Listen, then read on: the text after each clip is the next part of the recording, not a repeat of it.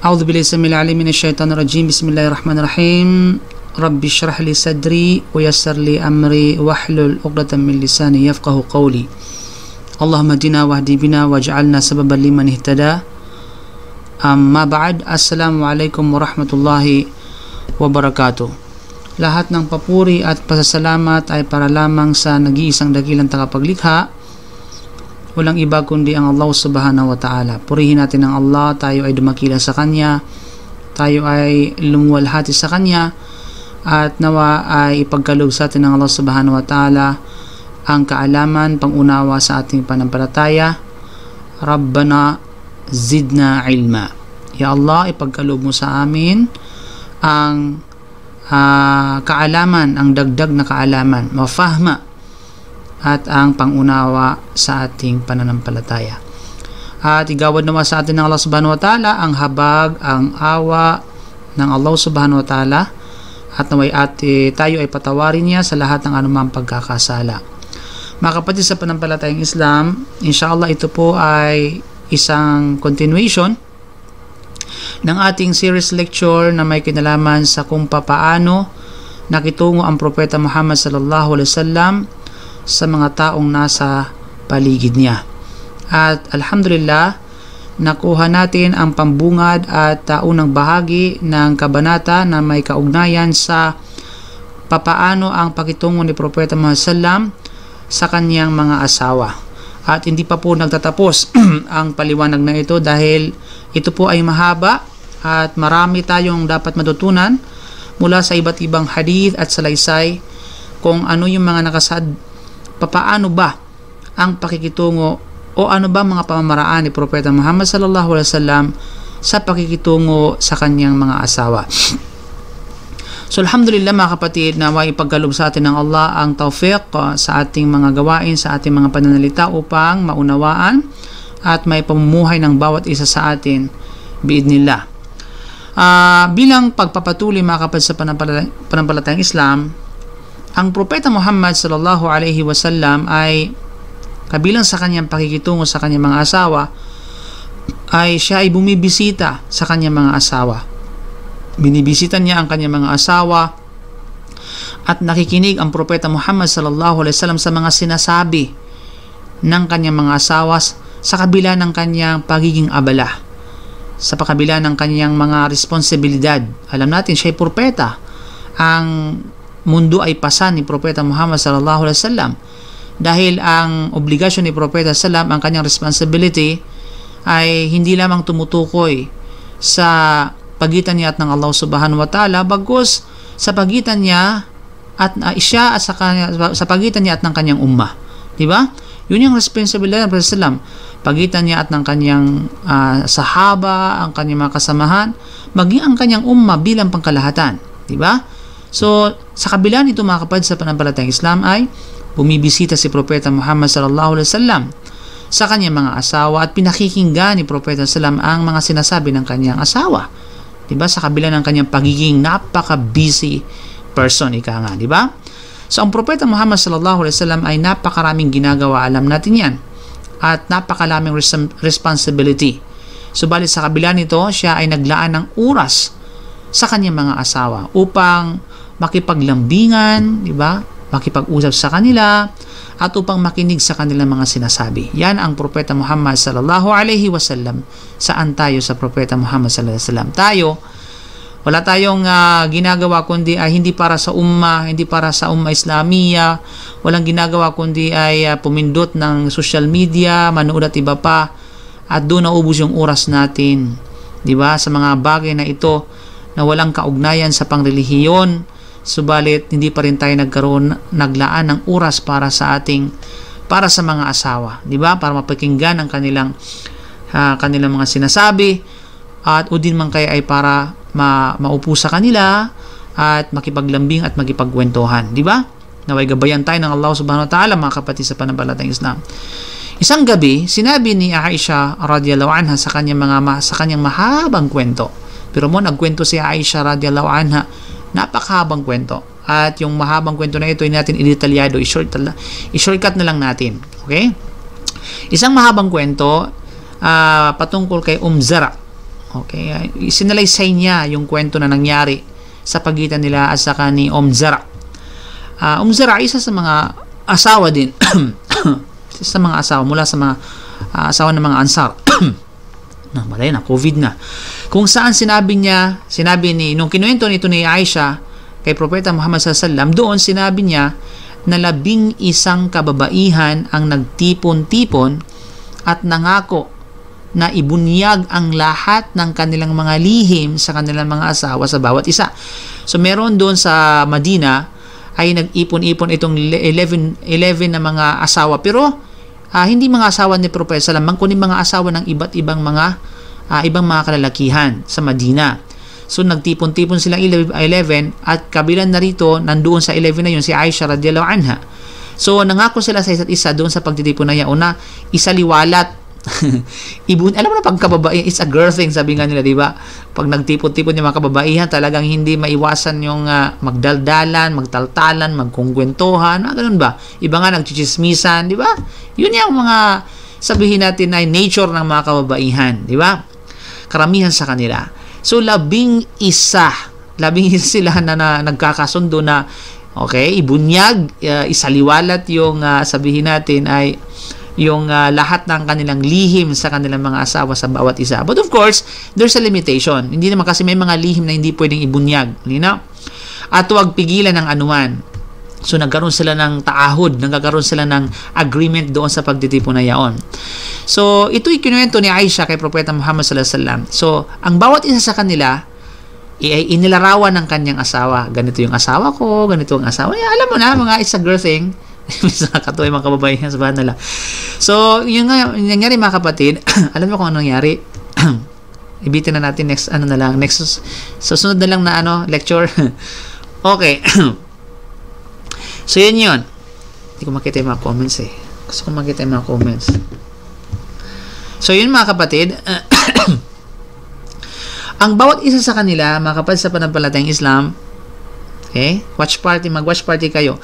Ang bawat isa sa kanila doon sa 11 na mga asawa, mula sa mga iba't ibang mga lalaki, mula sa iba't ibang mga asawa, so ay kanilang inilarawan isa't isa ang kanyang asawa na ganito yung asawa ko, ganito ang asawa.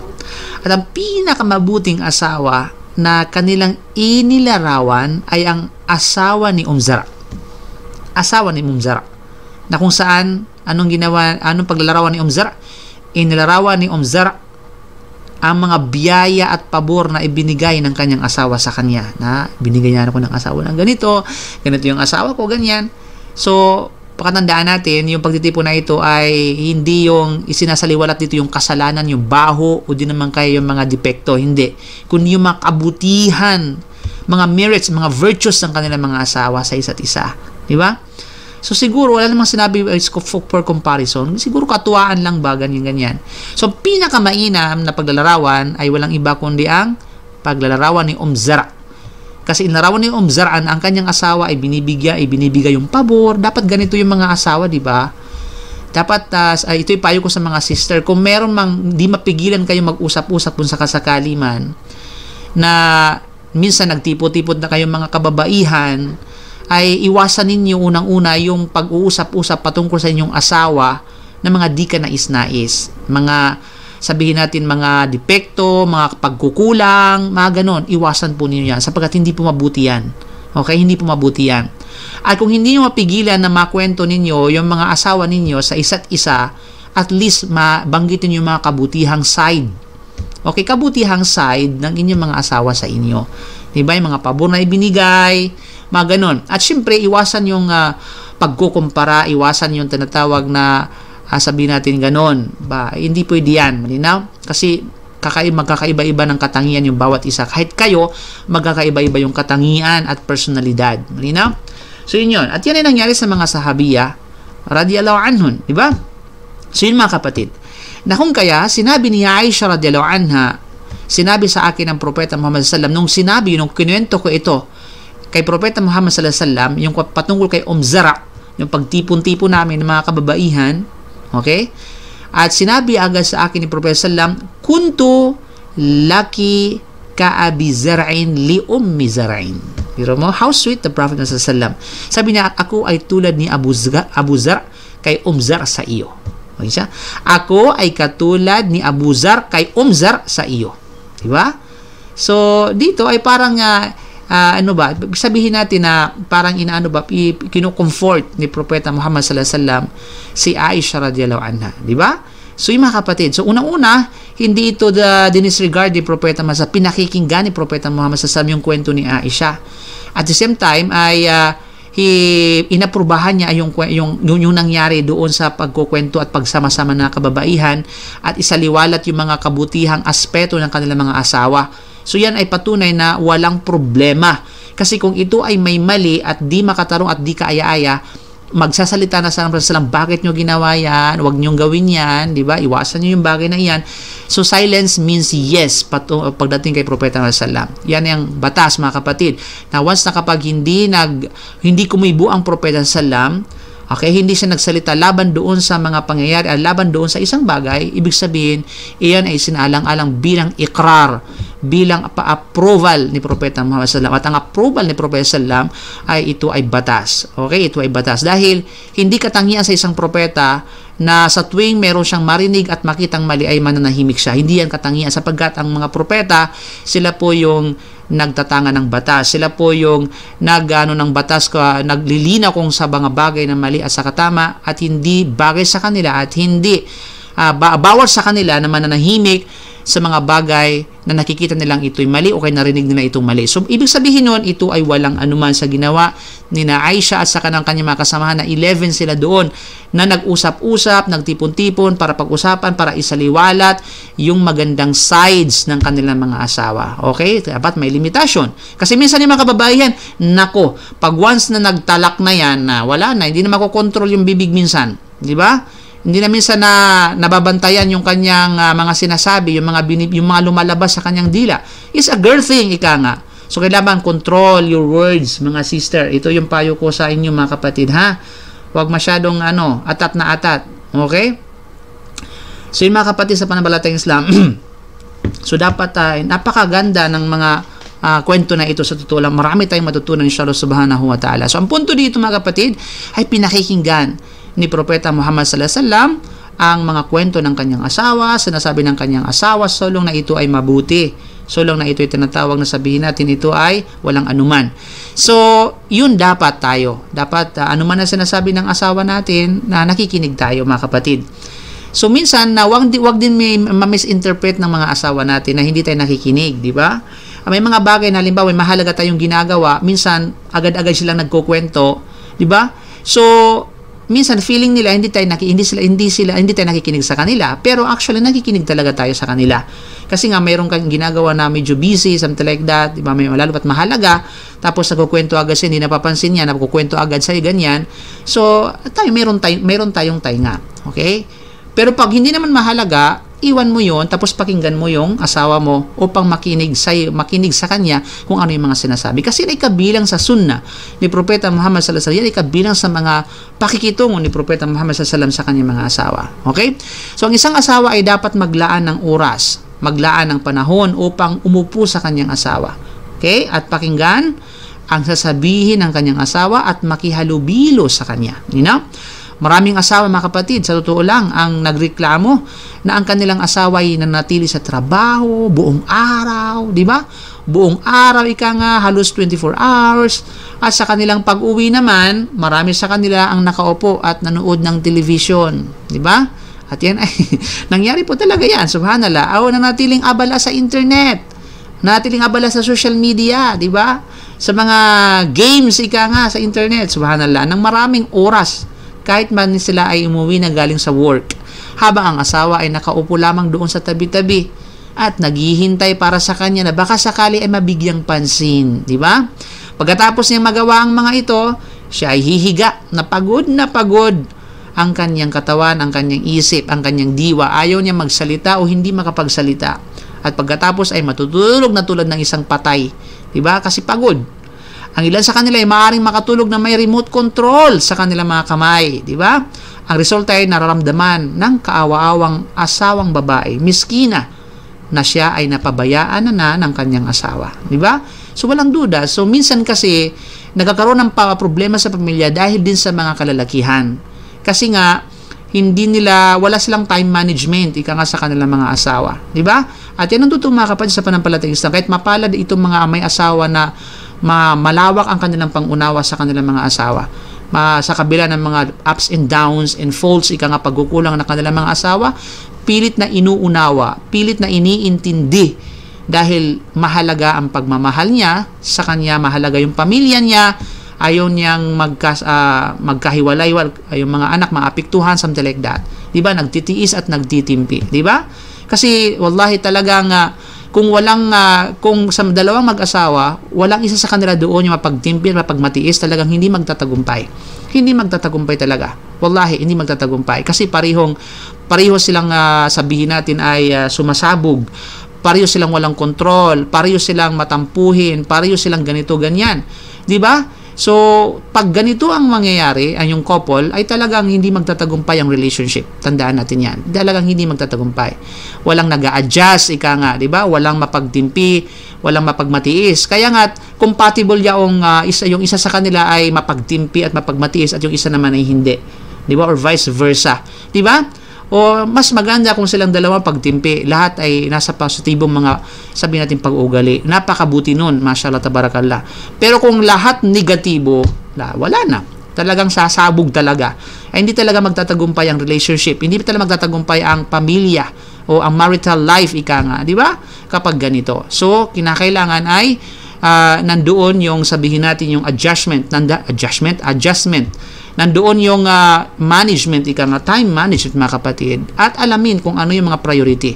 Okay, bawat panahon, bawat oras, bawat lugar, alamin ng isang tao, babae man o lalaki, mga asawa, alamin kung ano yung mga prioridad sa buhay. Upang sa ganun ay magiging matiwasay ang pamumuhay sa pagitan ng mag-asawa, inshallah subhanahu wa ta'ala. Okay?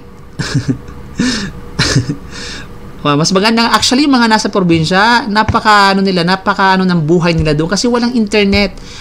Kasi wallahi yung internet ngayon ay isang napakalaking kaagaw sa buhay sa pagitan ng mag-asawa, sa pagitan ng pamilya, sa pagitan ng kaibigan, sa pamagitan ng trabaho, sa lahat. Wallahi, isang mang-aagaw, malaking mang-aagaw ang internet sa buhay ng tao.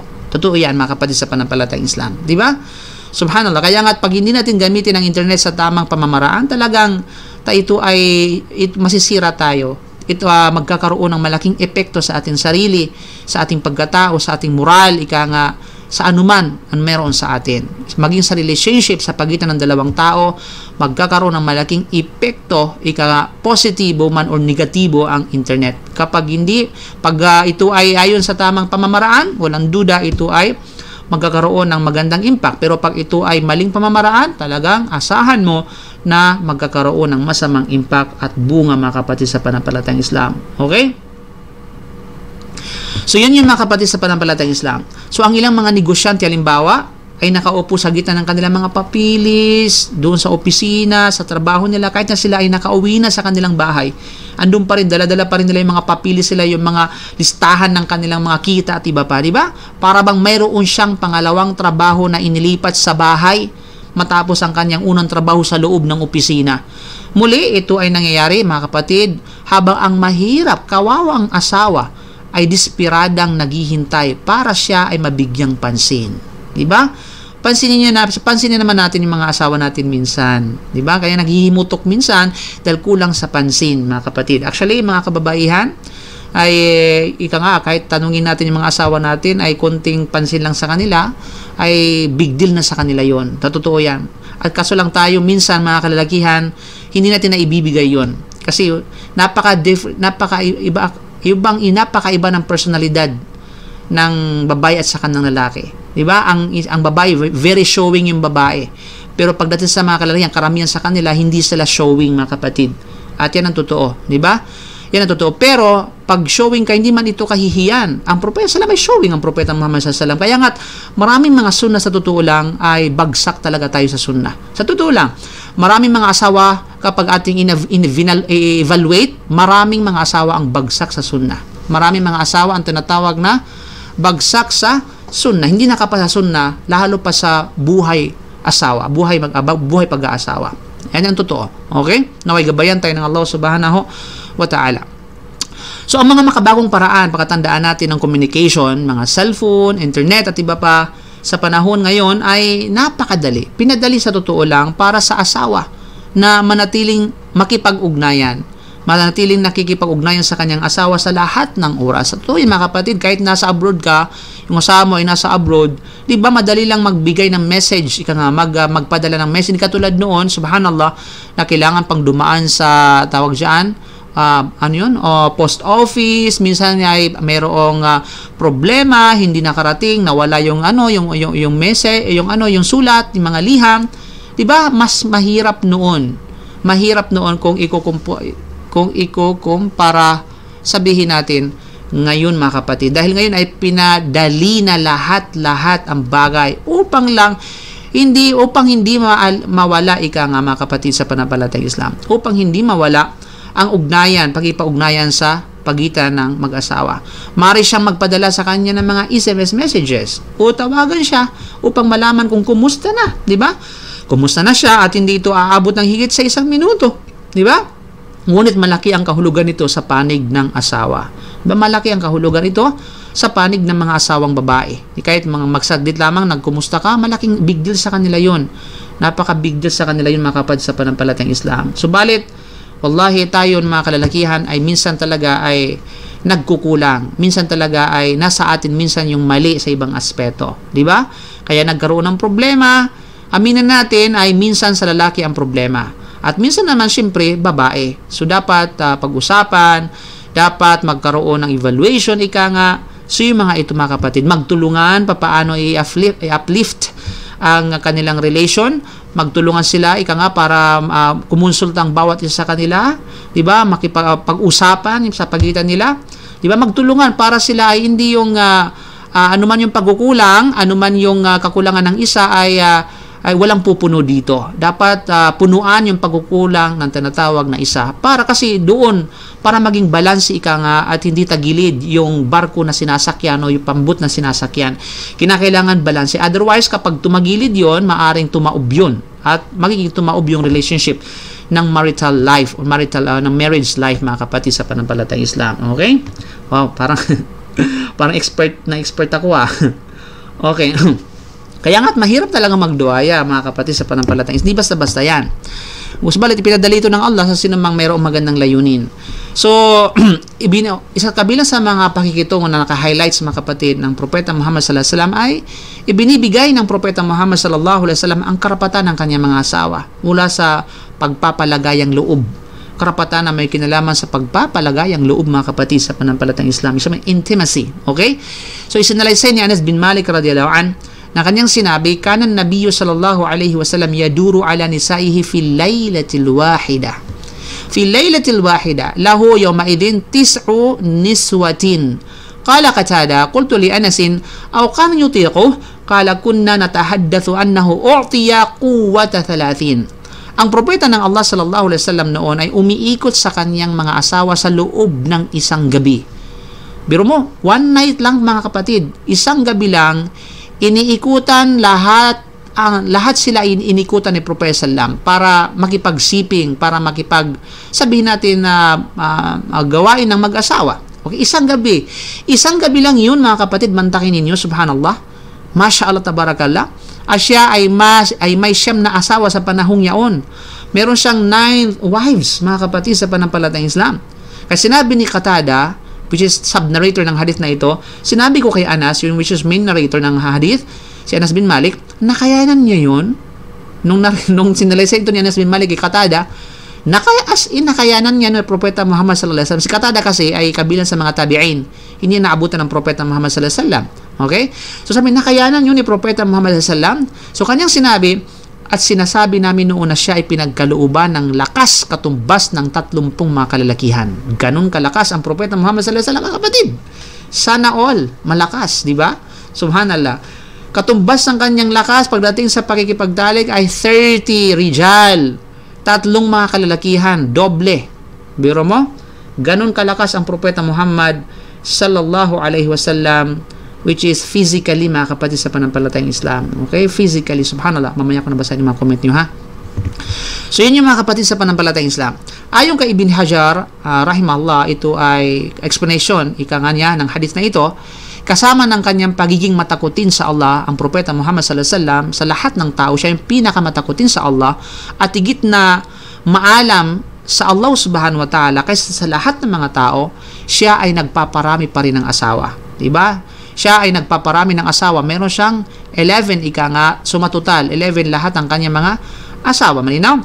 Siya ay nagpaparami pa rin ng asawa para sa kaayusan ng paghahatid ng mga batas na kung saan ito'y hindi makakayanang subukin ng mga kalalakihan. Walang duda. Kasi nga, isa sa mga kadahilanan kung bakit nagpaparami ang Propeta sallam ng mga asawa ay malaking kadahilanan. Unang-una, kabilang narito ay para pag-ayusin ang lahat ng mga tribo. Kaya nga, bawat tribe, mayroong asawa ang Propeta Muhammad. Mayroong tribo ng Banu Mustaliq, Banu Al-Makhzumi, mga ganito. Diba? Para sa ganun ay may maayos yung mga tribo. Kasi noong unang panahon, mga kapatid, ay talamak ang patayan sa isa't isa, bawat tribal feuds, ika nga. Diba? Ibig sabihin yung hidwaan sa pagitan ng tribo, hidwaan sa pagitan ng grupo, talamak yan noon sa panahon ni Propeta sallam. So, isa sa mga pamamaraan, method ni Propeta sallam para maging maayos ang tribo na ito, kasi influential siya okay, ang Propeta Muhammad sallallahu alaihi wasallam. So, ang ginagawa niya, inaasawan niya yung kababaihan mula sa tribo na ito para pag-ayusin, at yan ay nangyari talaga. Naganap talaga, and naisa katuparan talaga yan, mga kapatid sa panampalatayang Islam. Diba? Isa yun sa mga kadahilanan. Pangalawa dito, para madaling may ahatid ang mensahe ng Islam sa bawat tribo. Diba? Kasi nga, alimbawa, pinaasawa o nag-asawa rin sa babae na ito mula sa anak ng mga marangal na tribo na ito. Okay? Mula sa anak ng leader na ito. So, madaling maiparating ang mensahe ng Islam. Madaling maiparating ang mensahe ng Islam, ang mga batas, ika nga ng Islam sa kanila. Kaya nga ito'y nangyari at talagang naganap na isa katuparan, alhamdulillah. Kaya nga ito'y hindi makakayanan subukin ng mga kalalakihan. At upang mangibabaw, syempre, at maging hayag ang dakilang himala sa kung ano ang nakilalang gawi. Diba? Kasi nga, yung nakilalang gawi ay walang nag-attempt na mag-asawa ng mahigit 9, ika nga sa isang pagkakataon sa panahon ng mga Arab. Diba? So, kinakailangan pag ganyan, kinakailangan na yung kinikilalang gawi, kinakailangan malakas ka, brusko ka, kinakailangan ay marami kang nilalamon, marami kang kinakain, kailangan napakalusog mo, diba? Nag-gym ka, something like that. Kasi yun ang gawi. Pag marami kang asawa, diba? Kailangan mo magkaroon ng extra physical endurance, mga kapatid. So dahil sa madalas ay walang makita ang Propeta Muhammad sallallahu alaihi wasallam na magpapasbusog sa kanyang sarili, sa kanyang sikmura mula sa mga pagkain, at kapag mayroon man siyang nakita na pagkain ay hindi siya kumakain ng marami. Alam natin yan. At kabilang narito siya ay palagi ang nag-aayuno. Nag-aayuno siya, palagian siya nag-aayuno, madalas siya nag-aayuno. At the same time, hindi lamang yung pag-aayuno na basta-basta, kundi yung wisal na pag-aayuno, tuloy-tuloy na pag-aayuno. Alam mo yung wisal na pag-aayuno? 2 araw, walang patid, hindi siya mag-i-iftar. Yan ay particular lamang kay Propeta Muhammad sallallahu alaihi wasallam at hindi para sa kanyang umma. At yan ay ginawa ni Propeta sallallahu alaihi wasallam. Okay? Bagamat ganito ang kanyang kalagayan, subhanallah, ang Propeta Muhammad sallallahu alaihi wasallam ay nakuha pang umikot sa kanyang mga asawa sa loob ng isang gabi. Okay? Nakuha pa niyang umikot sa lahat ng kanyang mga asawa sa loob ng isang gabi para makipagtalik, mga kapatid, sa panampalatayang Islam. At walang sino mang makakayanang gawin ito maliban na lamang sa nagtatangan ng lakas ng pangangatawan. Walang duda. Hindi mo makayanan kung talagang mahina ka. Kung lang lupaypay ka sa isang asawa nga lang, lupaypay ka na eh. 'Di ba? At hindi mo hindi mo makakayanan yan kapag yung endurance mo talagang mahina, hindi stable, ika nga, 'di ba? So kinakailangan ng iba yung endurance, mga kapatid, sa panampalatayang Islam. So yun. So at ang gawin ng mga Arabo noon, pagkatandaan natin, pinupuri ang taong may maraming asawa. Yun yung gawin ng pag marami kang asawa, palakpakan, may nanalo na. Okay? Talagang mayroon ng nanalo sapagkat talagang pinupuri niya. Kasi bakit? Dahil sa ito ay nagpapahiwatig sa rujula. Okay? Ang ibig sabihin ng rujula ay pagkalalaki ng isang tao. Manhood. Ibig sabihin, lalaking-lalaki kapag marami kang asawa. Di ba? Yun yung mga kapatid. Subalit sa kabila ng pagkakaroon niya ng maraming asawa, hindi ito naging hadlang sa pagsamba sa Allah subhanahu wa ta'ala. Subhanallah. So everything is balanced, mga kapatid, sa panampalatayang Islam ang Propeta Muhammad sallallahu alaihi wasallam. Yan ang Propeta Muhammad sallallahu alaihi wasallam. Saan tayo ngayon? Sa Propeta Muhammad sallallahu alaihi wasallam. Diba? Saan tayo mga kapatid sa panampalatayang Islam? Napakalayo natin sa Propeta Muhammad sallallahu alaihi wasallam, sa sunna ni Propeta Muhammad sallallahu alaihi wasallam. Hindi siya pinigilan ng kanyang pagsamba mula sa paggugol ng oras sa kanyang mga asawa at para makasama, at makipag-usap o makipagkwentuhan sa kanila, mga kapatid. Biro mo 9 wives. 9 wives, subhanallah. Paano yun i-balance ni Propeta sallallahu alaihi wasallam yung ibada, yung pagsamba, di ba? Subhanallah. Isang oras, sa ibang narration nga, isang oras, inikutan niya yung lahat ng kanyang mga asawa, kapatid. Ayon sa ibang narration ng hadith. Kasi sa narration na ito, mga kapatid, sa panampalatayang Islam, walang iba kundi sa Al-Bukhari, ay isang gabi. Pero matatagpuan mo sa ibang salay, sa ibang ulat ng hadith, isang oras, inikutan niya yung 9th wife niya, siyam na mga asawa niya, para makipaglambingan at buhay, gawaing mag-asawa. Diba? So, ganun kalakas ang Propeta Muhammad sallallahu alaihi wasallam. Diba? Sana all malakas. Subhanallah.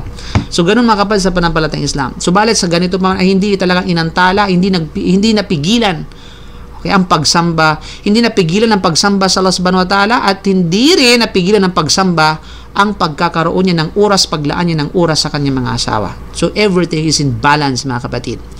Isang laysa ni Aisha radhiyallahu anha, anna Nabiy sallallahu alaihi wasallam kana idha salla fa in kuntu mustayqidhatan haddathani wa illa taja'a hatta yu'dhana bis-salah. Kapag ang Propeta Muhammad sallallahu alaihi wasallam, kapag ang Propeta ng Allah sallallahu alaihi wasallam ay nagdarasal ng 2 raka'ah, siya ay nagdarasal ng tinatawag na ng 2 raka'ah which is ito'y bago magpagdarasal ng Fajar. At kung ako ay gising sa mga oras na yaon, siya ay makikipag-usap sa akin. At kung hindi man, siya ay hihiga hanggang sa dumating ang oras ng pagdarasal. So, isinalay ni Aisha kung paano in-entertain, paano ang pamamaraan niya para sabihin natin ay magkaroon ng pagpapalagayang loob ang Propeta Muhammad sallallahu alaihi wasallam kay Aisha radhiyallahu anha. Biro mo, sa mga maiksing oras sa yaon ay nakuha pang makipag-usap ni Propeta sallallahu alaihi wasallam kay Aisha radhiyallahu anha. Kapag gising si Aisha, nakikipag-usap si Propeta sallallahu alaihi wasallam kay Aisha. Pero pag hindi man, ay siya ay pagkatapos magsagaw ng 2 raka'ah, ihiga siya ng bahagyang paghiga hanggang sa mag-adhan para sa Salatul Fajar. Okay? Siya ay makikipag-usap habang maglakad kasama ang kanyang mga asawa, kahit na sa panahon ng paglalakbay. Yan ang Propeta Muhammad sallallahu alaihi wasallam. Isinalaysay ni Aisha radhiyallahu anha, anna Nabiy sallallahu alaihi wasallam kana idha kharaja aqra'a bayna nisaihi, fatarat al-qur'atu li Aishata wa Hafsah, wa kana an-nabiy sallallahu alaihi wasallam idha kana bil-layli sara ma'a Aisha yatahaddathu. Kapag ang propeta ng Allah sallallahu alaihi wasallam ay lalabas para sa isang paglalakbay, para sa isang tinatawag na paglalakbay, siya ay magpapalabunutan, yung bang magtatapo ng latsba, okay, palabunutan ang tawag sa atin diyan. Magpapalabunutan siya sa gitna ng kanyang mga asawa, kung sino ang sasama sa kanya sa paglalakbay na ito. Kasi hindi pwedeng alangan namang isama lahat sa paglalakbay ng lahat ng kanyang mga asawa. Diba? So, para maging fair, magkakaroon ng pagpapalabunutan. Magkakaroon ng palabunutan. So, ginawa yun ni Propeta sa isa sa mga paglalakbay niya. Kaya naman, sabi ni Aisha, ako at si Hafsa ang napili sa palabunutang yaon. So, tamang-tama, ang napili sa palabunutang yaon ay si Hafsa at saka si Aisha. Biro mo, dalawang mag-asawa na parihong mga anak ng kanyang malulupit na mga sahaba. Si Aisha, anak ni Abu Bakar Siddiq, unang khalifa. Si Hafsa, anak ni Umar bin Khattab, na pangalawang khalifa. Subhanallah. Biro mo, lahat ang asawa ni Propeta Muhammad sallallahu alaihi wasallam. So siya ay, ayun nga, napili si Aisha sa si Hafsa, na kung kaya kami si Hafsa at si Aisha ay parihong sumama sa kanya sa paglalakbay na yaon. So ang Propeta Muhammad sallallahu alaihi wasallam ay naglalakbay noon, at sa pagsapit ng gabi, siya ay maglalakad kasama ako at makikipag-usap sa akin.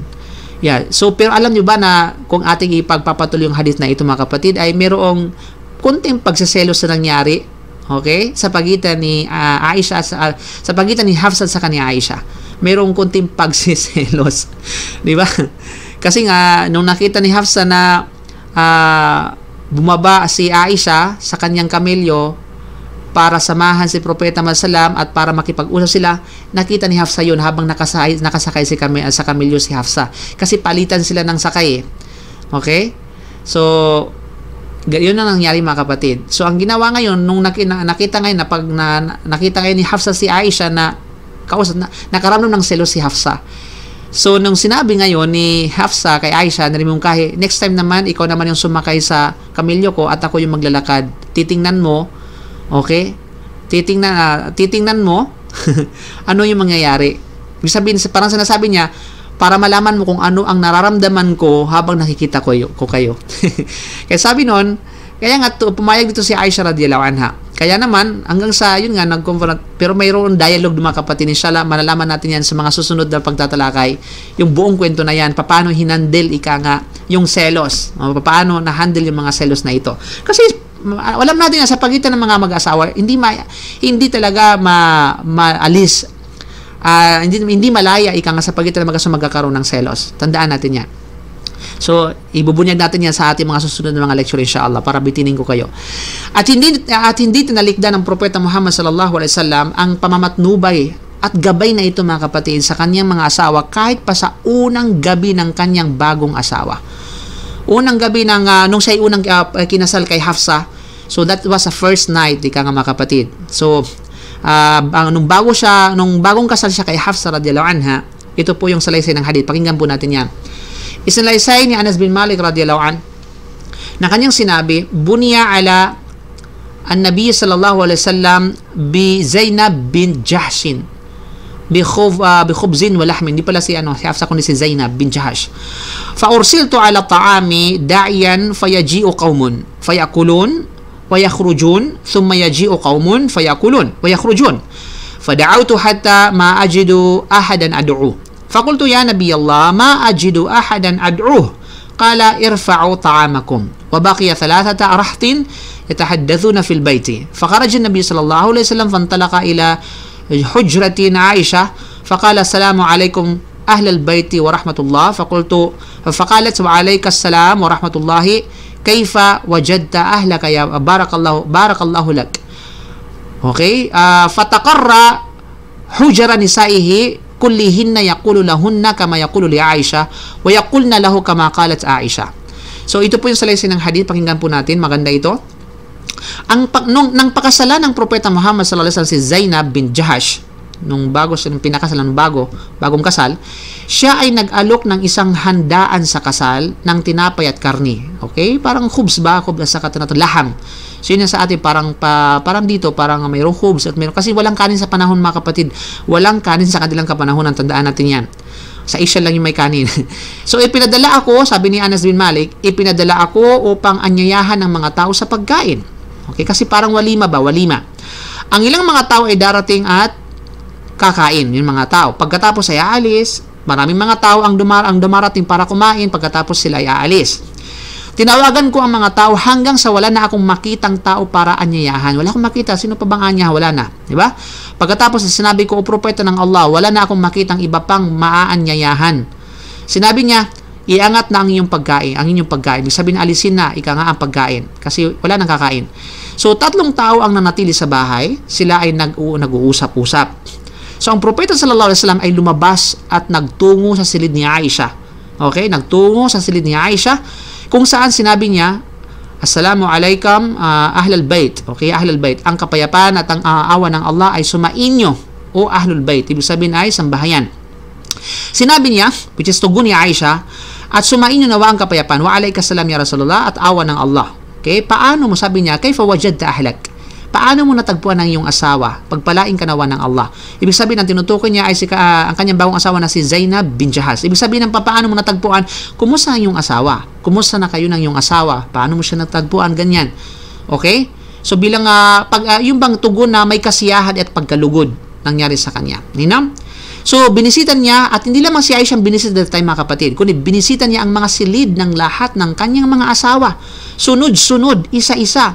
At sinabi sa kanila ang katulad ng sinabi niya kay Aisha, which is, Assalamu alaikum ya ahlul bait. At tumugon ang mga asawa, tulad ng pagtugon ni Aisha na wa alaikus salam, kayfa wajadta ahlak. Okay, barakallahu lak. So, nananalangin, barakallahu naway pagpalain ka ng Allah. Paano mo natagpuan ang iyong asawa? Kumusta na kayo ng iyong asawa, bagong asawa? So, ito ay isang reaction ng pagkalugod at sabi natin, pagkasaya.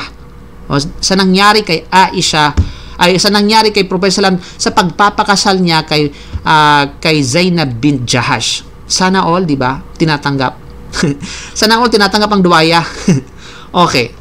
Kaya nga sa kanyang pahayag na fatakarra, ibig sabihin ay isa-isa niyang pinapasok ang mga silid ng kanyang mga asawa para kumustahin, para magsalam, di ba? Ganun ang Prophet Salam. Pero bagong kasal yung kapatid. Subhanallah, hindi katulad ng mga kapatid natin ngayon na kapag nagpakasal na doon sa pangalawang asawa, wala nang oras sa unang asawa.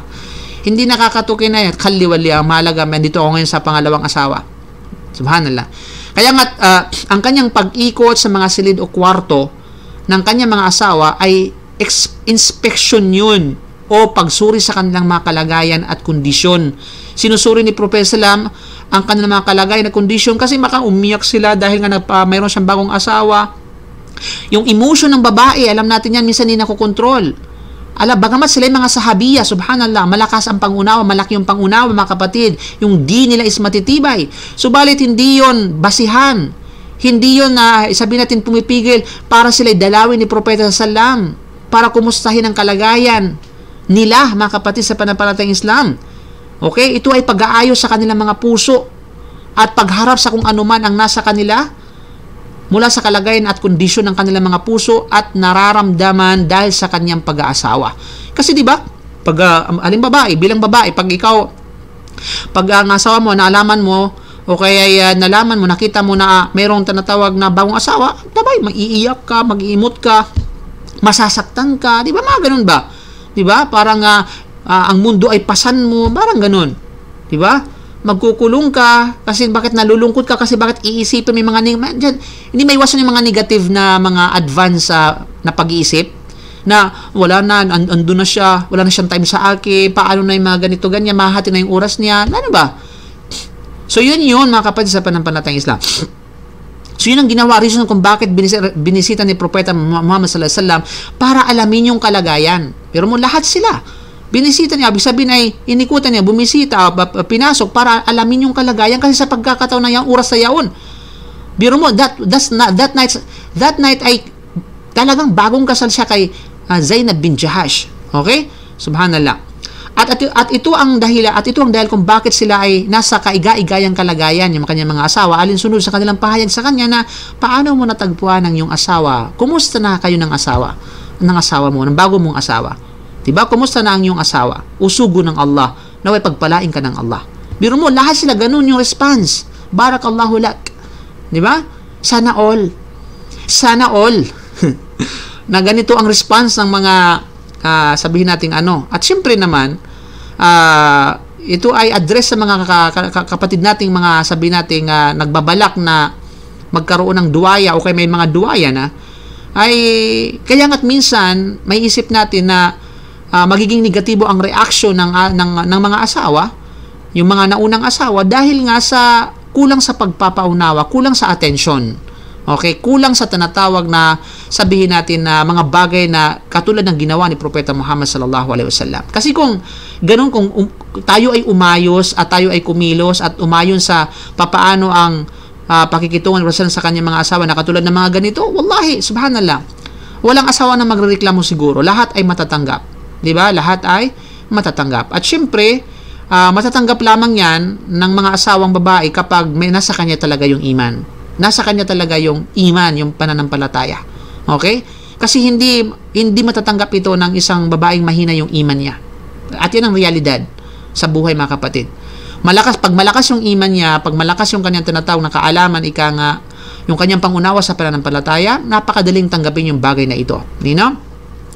At ang pahayag o reaction na ito na galing sa kanila mismo sa mga oras na iyon, ito ay nagpapahiwatig sa kanilang malakas na kaisipan. Ito ay isang patunay na ang kanilang ukul, ang kanilang sabihin nating understanding, kaisipan at pangunawa ay napakalakas. Matibay na pagtitimpi at matibay na pagtitiis at mabuting pakikitungo nila sa Propeta Muhammad sallallahu alaihi wasallam. Dahil kung hindi, mga kapatid, sa pananampalatayang Islam, ito ay malalagay sa kawalan ng hinahon. Di ba? Sa ganun, halimbawa, kapag ang babae, sa ganung sitwasyon, ilagay nyo ang sitwasyon doon sa sitwasyon na yaon. Ng Propeta sallallahu alaihi wasallam, bagong kasal kay Zainab bin Jahash. Di ba?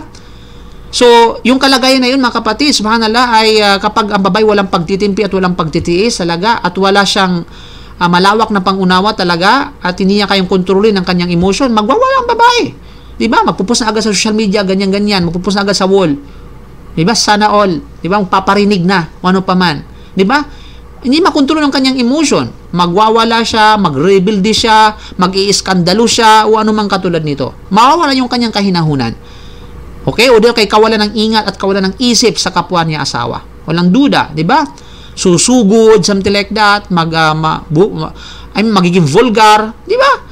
Subhanallah. Kaya nga, hindi makagawa ito, yung ganitong reaction, katulad ng reaction ng mga asawa ni Prophet Sallam, di ba? Sasalubungin ni Prophet Sallam ng nung kinumusta sila ni Prophet Sallam na kumusta na kayo dyan, ganyan-ganyan, sasalubungin ng pagngiti at pagdua pa na barakallahu lak at pangungumusta pa. Di katulad ngayon, ay, doon ka na sa iyong bakang asawa, doon ka na, huwag ka na bumalik sa akin. Yan yung mga reaction ng mga karamihan, di ba? Wag mo na wala ka nang babalikan. Okay, yung mga damit mo ngayon nasa labas na. La hawla wala quwwata illa billah. Kaya nga hindi matatanggap ito, mga kapatid, kung talagang mahina yung kanyang tinatawag na iman, mahina ang kanyang pagtitimpi, yung kamit ng kanyang pagtitiis at pagtitimpi. The only can endure this, ika nga, ay walang iba kundi ang may pananampalataya. May malawak ang kaalaman. Yung katangian ng mga sahabiya. Okay? Subalit silang lahat ay mga mabubuti at mga dalisay para sa mabuti at dalisay. Di ba? So, ganun talaga. Ang mabuti ay para sa mabuti, ang dalisay ay para sa dalisay. Di ba? Na kung kaya ang propeta ay mabuti at dalisay, kaya naman bagay sila sa propeta Muhammad sallallahu alaihi wasallam. Mga kapatid, sa panampalatayang Islam. Yun ang tinatawag na, yan ang realidad, huwag kayong magalis sa akin.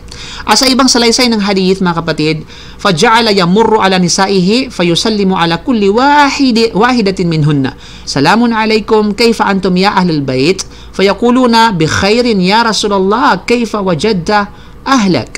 Siya ay dumadaan, sa ibang narration, siya ay dumadaan sa kanyang mga asawa. Yun ay sa panahon na siya ay bagong kasal kay Zainab bin Jahash. Okay? Siya ay dumadaan sa kanyang mga asawa at isa-isa silang binabati ng asawa. Sumainyo ang kapayapaan. Salamun alaikum. Diba? Sumainyo ng kapayapaan. Okay? Kayfa antum ya ahlul bait. Kumusta na kayo ahlul bait? Yung ahlul bait dito, mga kapatid, ito ay ibig sabihin mga sambahayan, mga asawa. So yun ay, yung statement na ito, kayfa antum ya ahlul bait, ito ay tugon sa mga Shia na ang turing sa mga na Shia na ahlul bait. May mga Shia kasi na fraction is ahlul bait, na ang turo nila kay Aisha hindi ahlul bait. Yan ay kasinungalingan. Bate mismo sa hadith na ito, pagkos tinawag pa kasi mga asawa niya, lahat ng kanyang mga asawa dito, involved na si Aisha at iba pang mga asawa. Ang sila ba, ya ahlul bait, kayfa antum ya ahlul bait. So, ibig sabihin, tinuturing na lahat ng kanyang mga asawa ay consider na ahlul bait. So, mali ang mga Shia, yung mga ahlul bait na Shia. Okay? So, ang mahalaga dito, mga kapatid, ay sa kumusta na kayo o ya ahlul bait. Okay? At ang kanilang nagiging tugon, mga kapatid, sabi ng bikhairin ya Rasulullah. Biro mo, bikhairin ya Rasulullah. Nasa mabuting kalagayan usugo ng Allah. Biro mo, nasa mabuting kalagayan usugo ng Allah. Kayfa wajadta ahlak. Kumusta na ang iyong asawa? Diba? Barakallahu lak. Naway pagpalain ka ng Allah. Diba yun yung reaction, mga kapatid? Lahat sila ganito ang reaction, mga kapatid. Na kung ibang mga asawa pa yan, wala na. So, sampalin yung asawa, tatadyakin palabas, diba? Mumurahin, wag nang papasukin, doon ka na sa kanyang bago mong asawa, total dumaganda naman siya, total sexy siya, or something like this. Okay? Total may bago ka na, wag mo na kaming alalahanin, wala ka nang babalikan, bla bla bla. Bas, bahanala. So, hindi, mga kapatid. Kaya nga't mahirap tanggapin ang ganitong sitwasyon. Walang duda sa mga kababaihan. Subalit, nakakayanang tanggapin ito kapag taglay niya ang matinding pananampalataya. Matinding tinatawag na iman, ika nga, mga kapatid, sa pananampalataya Islam. Kaya nga't, wallahi, advice ko sa mga sister, basahin niyo yung mga asawa, yung talambuhay ng mga asawa ni Propeta Muhammad sallallahu alaihi wasallam. Paano sila mag-react, paano sila makitungo, paano nila i-handle yung mga sitwasyon. Okay? Kaya mga naman ay minsan ay nagkakaroon ng failure sa mga kababaihan kasi nga wala silang panahon magbasa-basa. Wala silang panahon na halungkatin yung mga babuting ehemplo ika nga na mula sa mga kababaihan. Yung mga ina ng mga mananampalataya. Kasi sila yung mga huwaran. Pagdating sa pagiging babae, ang magiging huwaran yung mga asawa ng Propeta Muhammad sallallahu alaihi wasallam. Hindi yung mga si Oprah, hindi yung mga sabi nating Mariah Carey o sino man yung mga sikat na mga famous na mga Hollywood o ano pa man. Di ba? Hindi yan sila, kundi ang mga ina ng mananampalataya. Sila dapat yung magiging huwaran ng mga kababaihan. Okay? Hindi yung kung sino-sino man. Hindi yung si Ivana ba yun? Marikit-marikit. Hindi yun mga kapatid sa panampalatayang Islam. Okay? Kahit ayon kay Imam Nawawi bilang pagkomento sa hadith na ito mga kapatid sa panampalatayang Islam, sa hadith na ito ay nagpapatunay na kaaya-aya sa tao na kapag siya ay dumarating sa kanyang pamamahay ay kanyang babatiin ang kanyang asawa at pamilya. Kaya nga't pag tayo ay papasok sa ating bahay, di ba, nagbibigay tayo ng salam sa loob ng pamamahay. At ang sunnah na ito ay walang nagpapabaya maliban sa mga nasa kamangmangan at pagmataas. At kabilang narito ay ang pangungumusta ng asawa, kabilang sa sunnah.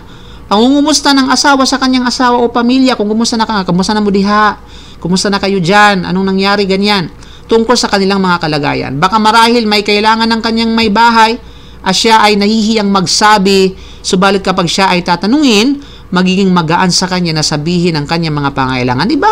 May mga babae na kahit pa sila'y mag-asawa, ay nahiya silang sabihin yung problema kasi ayaw makadagdag sa problema at isipin ng kanyang asawa. May mga iniisip nila ba? May mga iba naman kasi vocal ba na ganito, kailangan ng ganyan-ganyan. Okay, kaya sabi nga nila, ito'y kasabihan nga lang naman, mahirap mag-asawa ng teacher. Kasi ang teacher na taga-turo kung saan. Hindi yung teacher na nagtuturo ng mga bata, ha? Kung yung teacher na taga-turo ng saan. Pupunta ka ng ganito, bili mo ko niyan, ganyan. Okay? Pero wala na, siyempre, iba-ibang karakter ng kababaihan. Hindi ko sinabi na yun ay mali, hindi ko sinabi na yung depekto. Okay? Wala akong sinabi ng ganon. Yan ay ibang karakter ng ibang babae kasi hindi pari-parihas yung personalidad ng mga kababaihan. May mga babae na nahihiya talaga sila kahit asawa sila sa kanila, kahit asawa na nila, mahiya silang magsabi sa mga problema. Mahiya silang magsabi na i-vocal kung ano yung mga pangangailangan. Malinaw? Subhanallah. Yan mga kapatid sa panampalatayang Islam.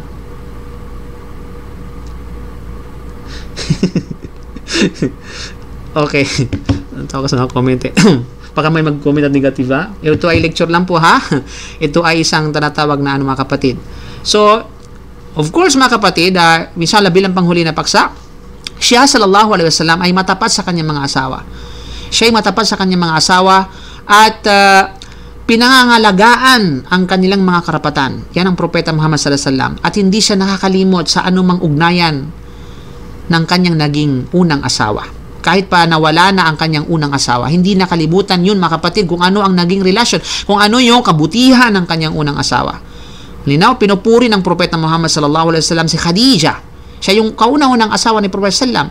Nag-iisang asawa sa buhay ni Propeta Muhammad sallallahu alaihi wasallam bago pa siya nagkaroon ng tinatawag na pangalawang asawa. Ibig sabihin ay nung nabuhay pa si Khadija, nag-iisang asawa sa buhay ni Propeta Muhammad sallallahu alaihi wasallam. Okay? So pinupuri ng Propeta Muhammad sallallahu alaihi wasallam si Khadija nung siya ay nabubuhay pa at maging sa pagyao. Maging siya ay nawala na, nung siya ay nawala na kapatid, ay patuloy pa rin ang pagpupuri ni Propeta Muhammad sallallahu alaihi wasallam sa kanya. Higit pa sa papuri sa sino mang ibang asawa. Masigasig din inihahayag ang kanyang mga kabutihan at katayuan sa kanyang puso. At pinanatili niya ang katayuang ito kahit na siya ay nawala na. Di ba? Sabi ni Aisha radhiyallahu anha, ito yung isa sa mga statement ni Aisha kung paano siya nagselos, ma ghirtu ala ahadin minan nisa'in nabiy sallallahu alaihi wasallam, ma ghirtu ala Khadija. Wa ma ra'aytuha, walakin kana an-nabiy sallallahu alaihi wasallam yukthiru dhikraha. Wa rubbama dhabaha shata, thumma yuqatti'uha a'dha'an, thumma yab'athuha fi sada'iqi Khadija. فَرُبَّمَا قُلْتُ لَهُ كَأَنَّهُ لَمْ يَكُنْ فِي الدُّنْيَا إِمْرَأَةٌ إِلَّا خَدِيجَةٌ فَيَقُولُ إِنَّهَا كَانَتْ وَكَانَ لِي مِنْهَا وَلَدٌ. Sabi niya, hindi ako nakaramdam ng paninibugho, matinding selos sa mga asawa ng Propeta Muhammad sallallahu alaihi wasallam maliban sa kay Khadija, maliban sa case ni Khadija. Bagamat hindi ko siya nakita, pero bakit gano'n na lamang yung pagsiselos ko kay Khadija? Di ba? Subalit siya ay palagi ang binabanggit na at inaalala ng Propeta Muhammad sallallahu alaihi wasallam. Sa tuwing magkakati ang Propeta sallallahu alaihi wasallam ng isang tupa at pagkatapos ay kanya itong hahati-hatiin, at kanyang ipapadala ito sa mga magiging kaibigan o sa naging kaibigan ni Khadija. Okay? So, ibig sabihin, pinapanatili pa rin yung ugnayan ni Prophet Sallam doon sa kung sino man naging connection ni Khadija noon, mga kapatid. Diba? So, ito ay isa sa mga lesson dito, mga kapatid, sa panampalatayang Islam na kaaya-aya yung sabihin natin yung naging kaibigan ng asawa mo, ika nga, ay ituring mong kaibigan. Okay? Ituring mo yung bang natili pa rin yung connection kahit sa siya, kahit na ang asawa mo na kaibigan nila ay nawala na. You know? Yan ay walang problema. Mga kapatid, at yan ay magagawa lamang kapag naging mabuti yung naging asawa niya.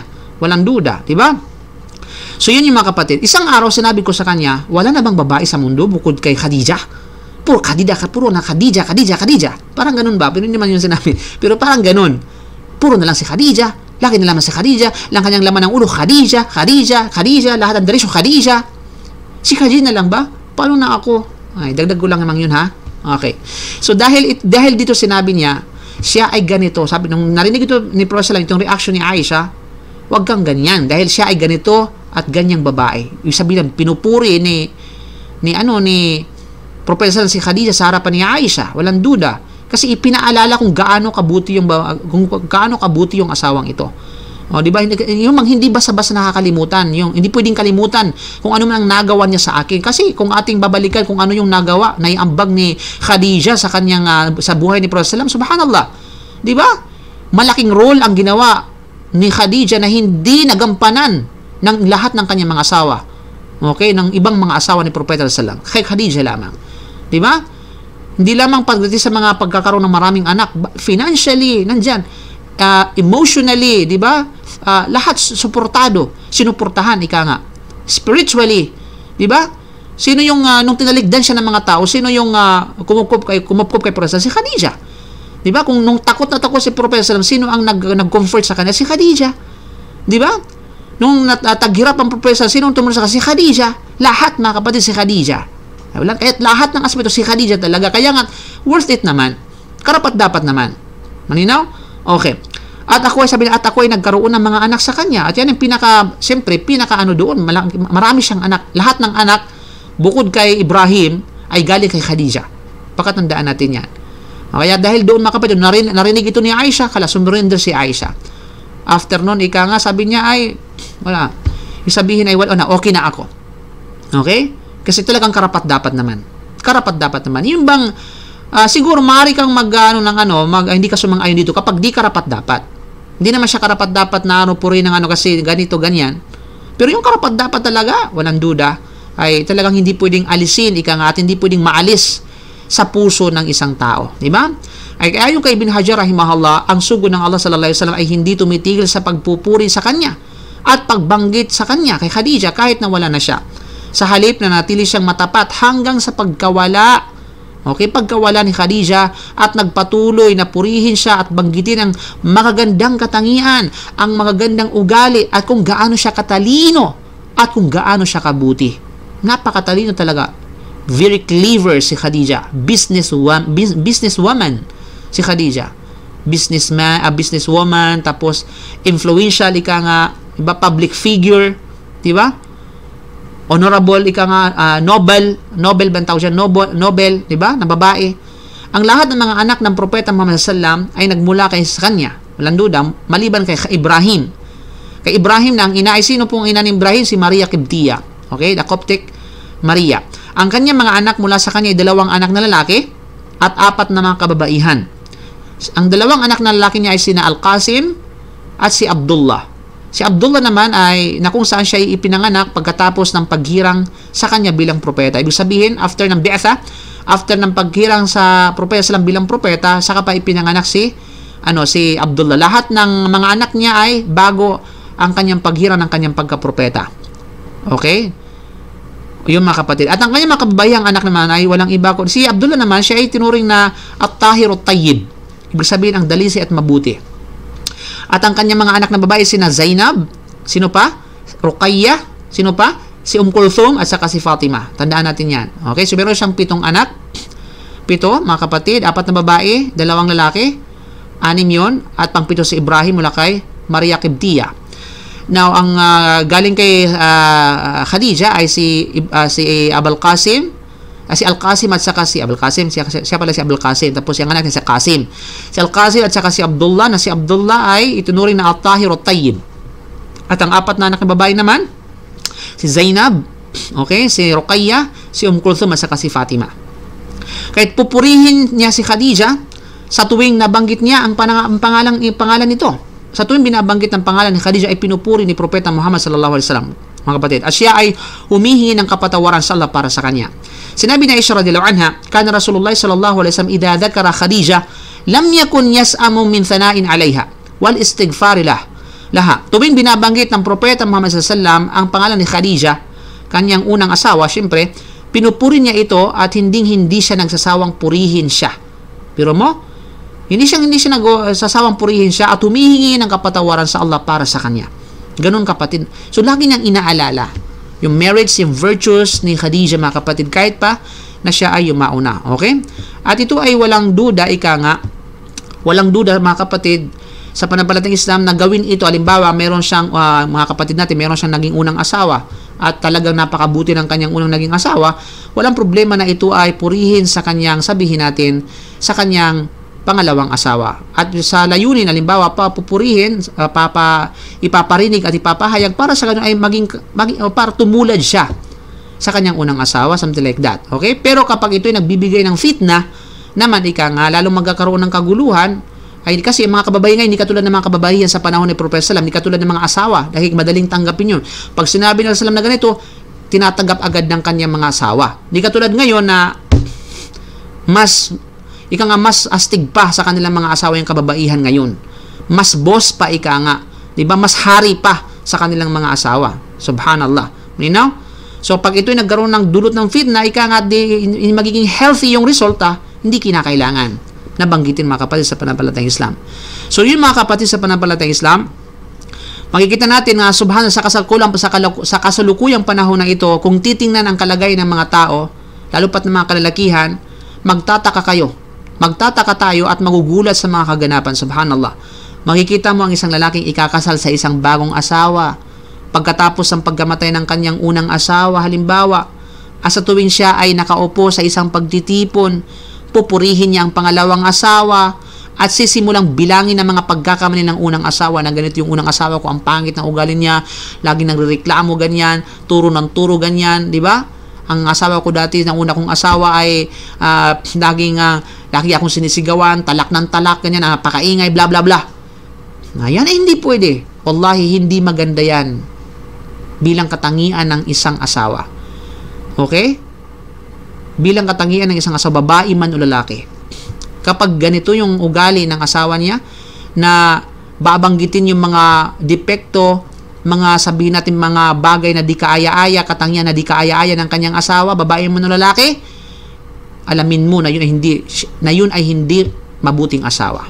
Okay, hindi siya mabuting asawa. Sa totoo lang. Malinaw? Okay. Kung mayroon kayong nakita na ganyan, sabihin na sa totoo lang yung mayroong problema, hindi yung asawa niya kundi siya. You know? So, kasi hindi pwedeng banggitin. Ano man yung naging asawa mo, ano man yung pasa naging asawa mo, either siya yumao, hindi, o tapos na, hiwalay kayo, o kaya yumao na, hindi pwedeng banggitin yung mga sabihin natin, mga di magagandang katangian, mga traits nga ng asawa. Hindi pwede. Okay? Bawal yun sa Islam, mga kapatid, sa pananampalatayang Islam. Na kung meron kang nakitang di maganda sa kanya, isarili mo na lang yun. Isarili mo na lang yun. Kasi yun ang pagpapakita na ikaw isang mabuting asawa. You know? So yung mga kapatid, so makikita nyo nga, ito nakakamangha ngayon sa panahon ng sitwasyon, mga kapatid, sa pananampalatayang Islam. Ang isa pang kaso ay napagtagumpayan niyang makipaghiwalay sa kanyang asawa at ipinagyayabang pa niya kung gaano siya katsyaga sa kanya sa kabila ng mga hindi magagandang ugali na, kung nagtitiis ako sa kanya sa kabila ng kanyang magagandang, pinangalandakan pa niya. Pero ang katotohanan pala, siya yung may problema, hindi yung asawa niya. O, di ba? So, para sa ganon, para hindi tayo maturing na tayo ay hindi mabuti sa ating mga asawa, di ba? Ay wag mong ipagsabi sa ibang tao kung ano yung pangit at hindi mo nagustuhan sa dati mong asawa, either buhay ba or yumao na. Maninaw, kapatid? Kasi yan ay kabilang sa mga hindi mabuting katangian ng isang asawa. Pakatandaan natin yan. Maninaw? Ang ilan sa mga tao hindi kailanman binabanggit ang mga ang anumang mahuhusay at mabubuting katangian ng asawa. Kahit na siya ay napakabuti sa kanya, kahit na ang kanyang asawa ay napakabuti sa kanya. 'Di ba? May mga ganyang asawa na kung saan ay kahit gaano kabuti ng kanyang asawa ay hindi binabanggit yung kanyang kabutihan, yung kanyang kahusayan sa pakikitungo, hindi. Sinasarili lang. Okay? At yan ay walang duda, kabilang sa Sunnah Sallam ay binabanggit yung mga kabutihang aspeto ng kanyang asawa. Okay? Binabanggit yun ni Prophet Sallam. Kaya tulad ng pagbanggit niya kay mga kabutihan ni Khadija radhiyallahu anha, ganito si Khadija, ganyan-ganyan. So, hindi po mali yun. Bagkus, ito po ay kaaya-aya. Okay? Ito po ay tinatawag na kaaya-aya. So, yun ay nagpapatunay ng kanyang loyalty. Ika nga. Okay? Loyalty. Pagiging loyalty ni Propeta Muhammad sallallahu alaihi wasallam sa kanyang mga asawa. Nanatili yun. Hanggang sa mawala ang kanyang asawa, nanatili pa rin ang loyalty ni Propeta Muhammad sallallahu alaihi wasallam sa kanya. Okay? So, sana all mga kapatid, loyalty, mga kapatid sa panampalatayang Islam. So, hindi dyan na po nagtatapos mga kapatid sa panampalatayang Islam ang ating paglalahad sa ito, pagtatalakay sa inshallah. Next I think sa another Sunday ulit, inshallah, ay episode 13 po. At ito po ay continue siya. Allah, sa totoo lang, hindi ko alam kung hanggang kailan matatapos ito. Hanggang 2030, sobrang dami ng dapat italakay dito mga kapatid sa panampalatayang Islam. So maraming pong salamat sa inyong pagsubaybay. Jazakumullahu khair. Nawa ay pagpalain kayo ng Allah subhanahu wa ta'ala. Nawa ay ipagkaloob sa atin ng Allah ang pagtitiis at pagtitimpi at katatagan sa mga pagsubok, at gayon din ay ipagkaloob sa atin ng Allah subhanahu wa ta'ala ang anuman na ang habag at awa mula sa Kanya. Mga kapatid sa panampalatayang Islam, jazakumullahu khair. Allahu a'lam bissawab. Subhanaka bihamdik, asyhadu an la ilaha illa anta, astaghfiruka wa atubu ilaik. Assalamualaikum warahmatullahi wabarakatuh.